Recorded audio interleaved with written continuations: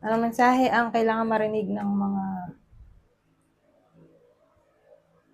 Leo mula August pa rin. Mula September 1 to 7, 2024. Pwedeng nangyayari na to o mangyayari pa lang. Kung hindi man para sa inyo itong magiging reading, baka para sa someone na malapit sa inyo o sa someone na kakilala nyo mismo.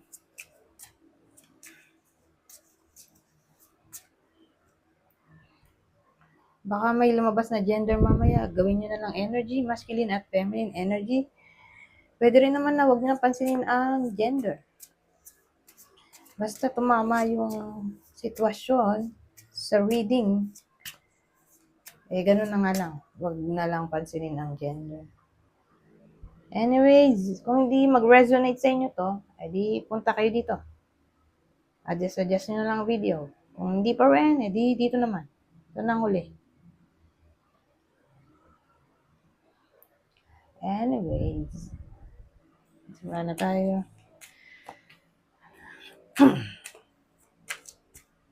Mali yung meaning dito.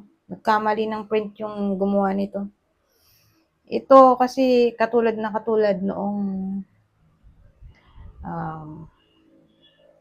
description sa magician. Ito pala speaking. Ito, speaking ng sinasabi ko. Di ba magkatulad sila Walang pinagkaiba. Di ba? So mali sa madaling salita yung meaning nito. Huwag niyo napansinin.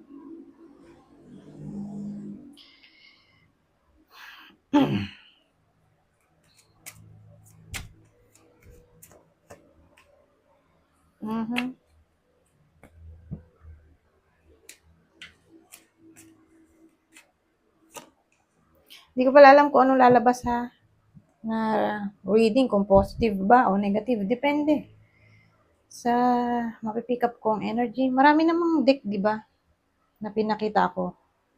So,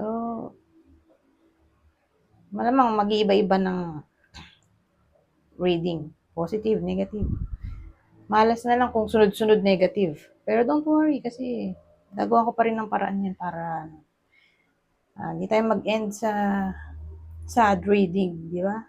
Kuha ko ng ibang information para happy-happy naman kahit pa paano ang maging ending. Anyways, dito sa case na to,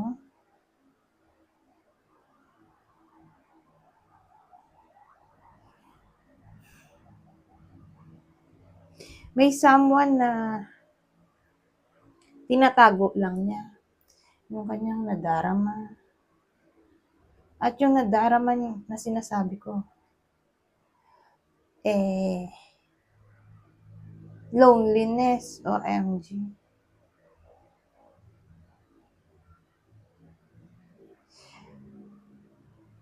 Pero may pagbabago tayo sa dulo.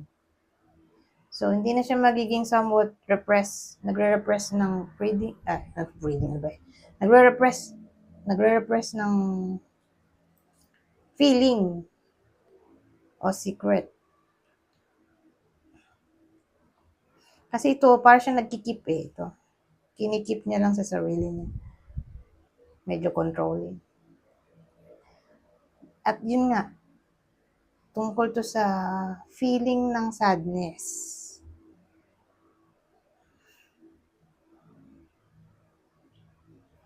Pero tingin ko,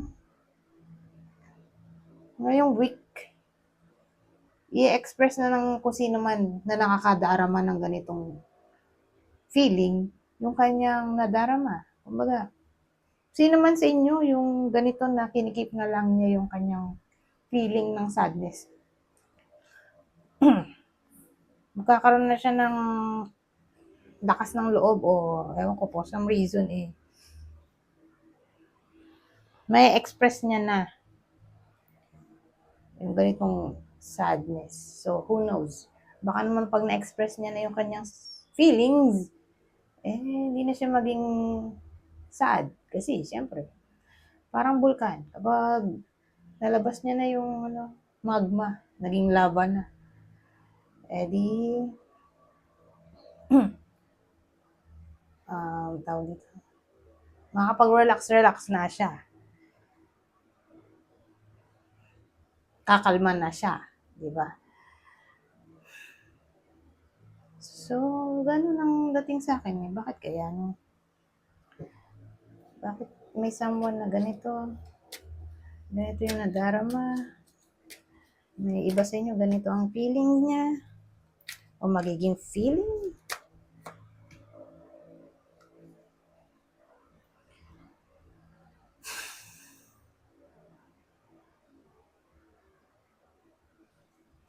Ano to?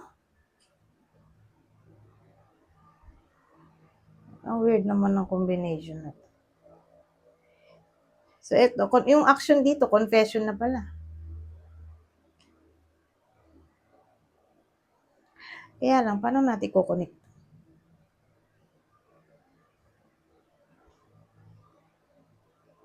Siguro sad siya dun sa kanyang workplace na finally may open up niya na o mabu-voice out na may problema siya dun sa work niya.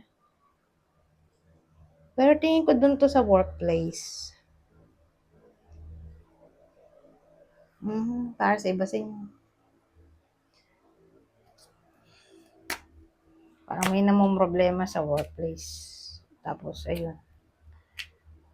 Masasabi na niya kung kanino man yan. Yung kanyang problema. Pero confession kasi to eh. Ba't kaya gano'n? Confession. Conscience. Siguro may iba sa inyo na alam nila sa sarili nila na may nagawa silang mali. Pero again, tungkol sa employment, kaya yun.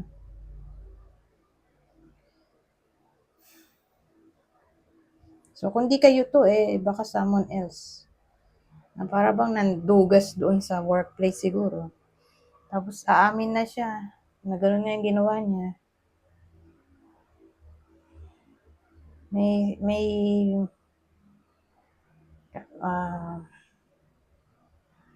kalokohan siyang ginawa. So again, kung dito kayo mismo, baka ibang tao. Okay? Magko-confess sa inyo o mababalitaan nyo na lang nag-confess na meron nga siyang ginawang pagkakamali. So again, ang topic dito ay sa workplace.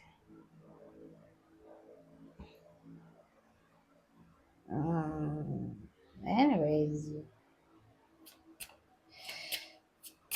tayo dito.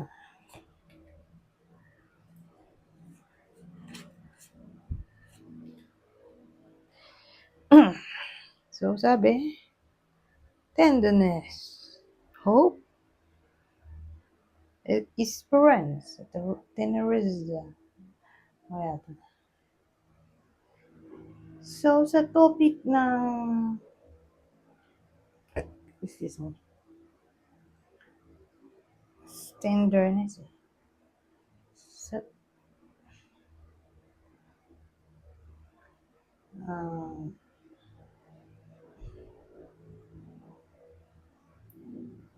wait lang.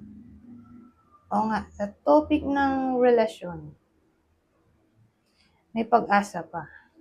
Ay, ganun eh. Tenderness usually kasi, tingnan nyo to. Magnanay, yung love nila sa isa't isa. Ganun. So, probably tungkol to sa relasyon na may pag-asa pa. Hope eh.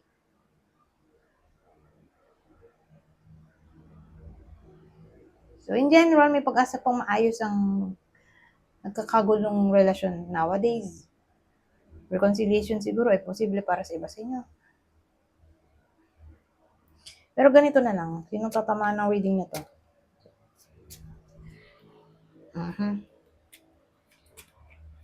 Ito yung possible partner ng Leo. Na may pag-asa pang maayos ang relasyon in general. Whether nag-away lang o nag-iwalay na. Ito yung partner niya, ha? Scorpio, Cancer. So yan, pwede pa magkaayos ngayong week. Anyways, punta tayo sa uli.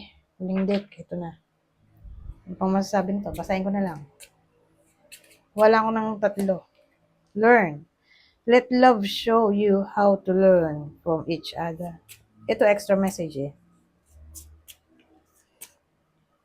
Madali na maintindihan niyan. So, proceed na tayo. Bond o band. A love bond o bond grows stronger over time. Let go. Sometimes it's best to let go and let the universe work things out in divine timing. Anyways, hanggang dito na lang. Goodbye for now.